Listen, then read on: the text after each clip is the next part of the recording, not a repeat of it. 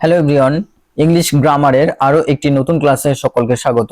তো আজকে যারা বিশেষ করে পিএসসি মিসলেনিয়াস মেন্স দেবে, পিএসসি ক্লার্কশিপে মেন্স বা এসএসসি যারা এসএলএসটি বা যারা এমটিএস দেবে তাদের ক্ষেত্রে ক্লাসটি খুবই গুরুত্বপূর্ণ। সুতরাং কোনো রকম স্কিপ না করে প্রথম থেকে ক্লাসটি দেখতে থাকো। তো চলো আমরা প্রথমে যে গ্রামারটি দেখব সেটি হচ্ছে যে কম্পেয়ার্ড উইথ দ্য আর্থ, অর্থাৎ পৃথিবীর সাথে তুলনা করে many of the planets are of dash size.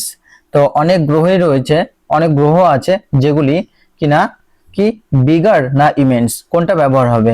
তো এখানে বিগার বলতে যখন দুটোর মধ্যে তুলনা করা হয় বা যখন একটু ছোট সাইজের বোঝায় তখন কিন্তু বিগার ব্যবহার করা হয়। কম্পারেটিভলি লেস অ্যান্ড এটা হচ্ছে less formal and less precise. তো এই ক্ষেত্রে কিন্তু আমরা ইমেন্স ব্যবহার করব। ইমেন্স বলতে যে immense refers to something very large or vast, অর্থাৎ কি ইমেন্স রেফার্স করে টু ভেরি লার্জ অথবা ভেরি লার্জ অথবা যেটা ভাস্ট তেমনকেই বোঝায়।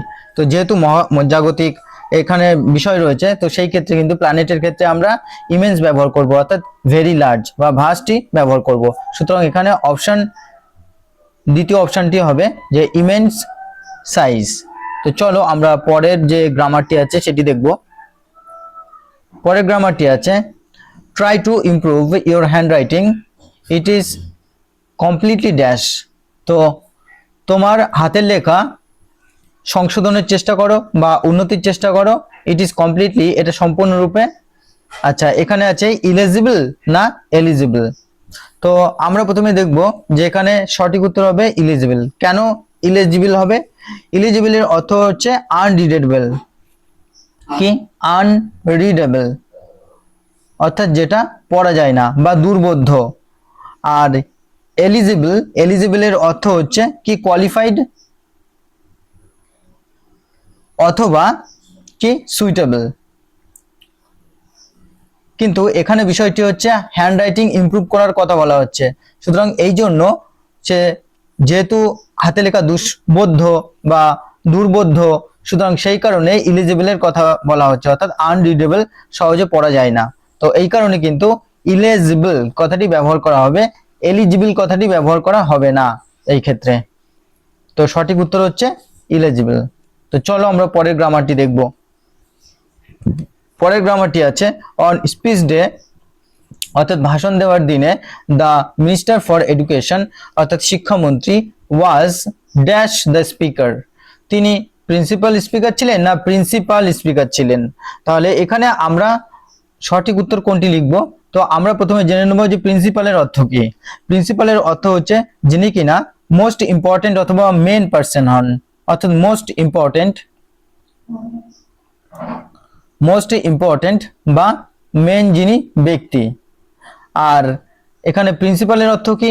প্রিন্সিপালের অর্থ হচ্ছে কোনো রুল, আমরা কোনো রুল বা আমরা কোনো বিলিফকে বোঝাই বা কোনো বিলিফকে যখন বোঝাই তখন হচ্ছে প্রিন্সিপাল ব্যবহার করা হয়।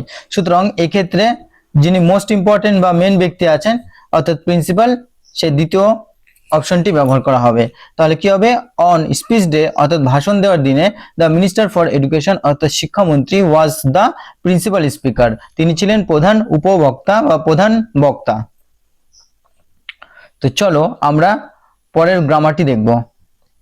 পরের গ্রামারটি আছে the boy was to dash to change his clothes even after coming in from rain. তো ছেলেটা এতটাই ড্যাশ, অর্থাৎ এখানে আমরা প্রথমে দুটো যে ওয়ার্ড আছে ওয়ার্ডের আমরা মানে জেনে নেব। তো আমরা প্রথমে দেখব লেজি। লেজি এর অর্থ কি?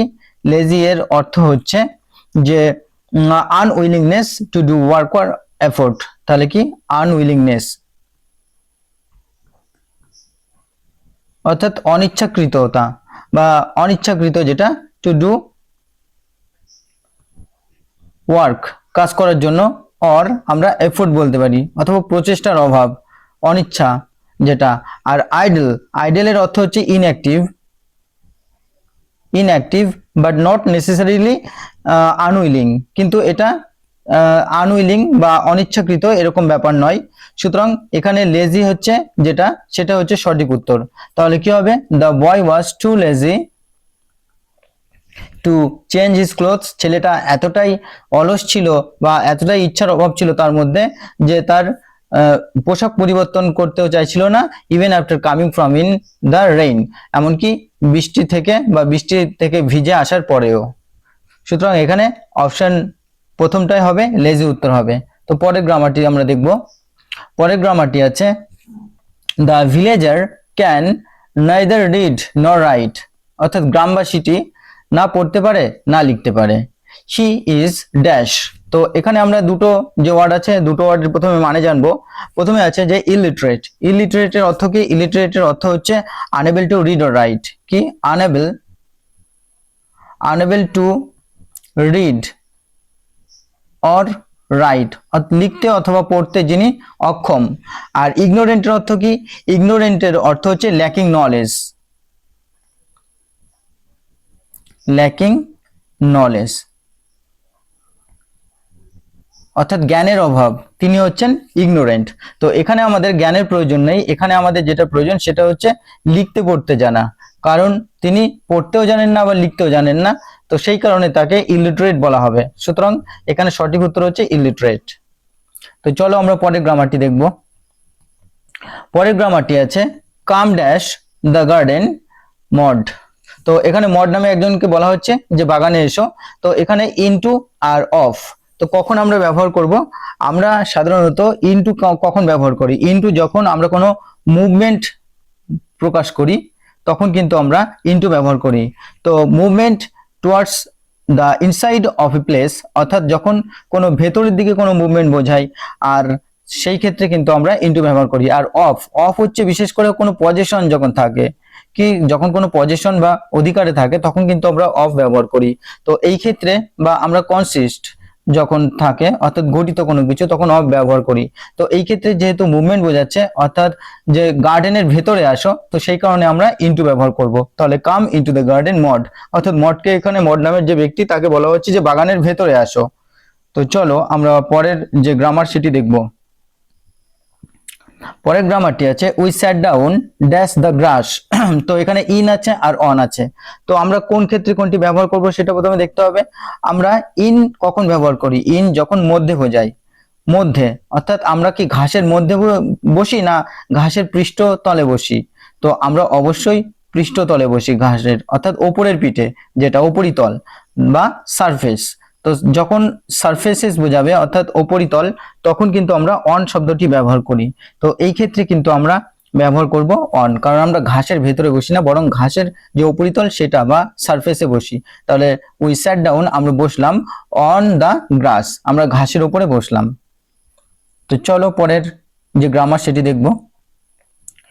পরের গ্রামারটি আছে সিজন ড্যাশ মিস্ট অ্যান্ড মেলো ফ্রুটফুলনেস। তো এখানে বলা হচ্ছে যে সিজনটি প্রথমত এখানে অন এবং অফ আছে। তো আমি আগেই বলেছিলাম যে যখন কনসিস্ট অফ অর্থাৎ কোনো কিছু গঠিত হয় তো সেই ক্ষেত্রে কিন্তু আমরা অফ ব্যবহার করি।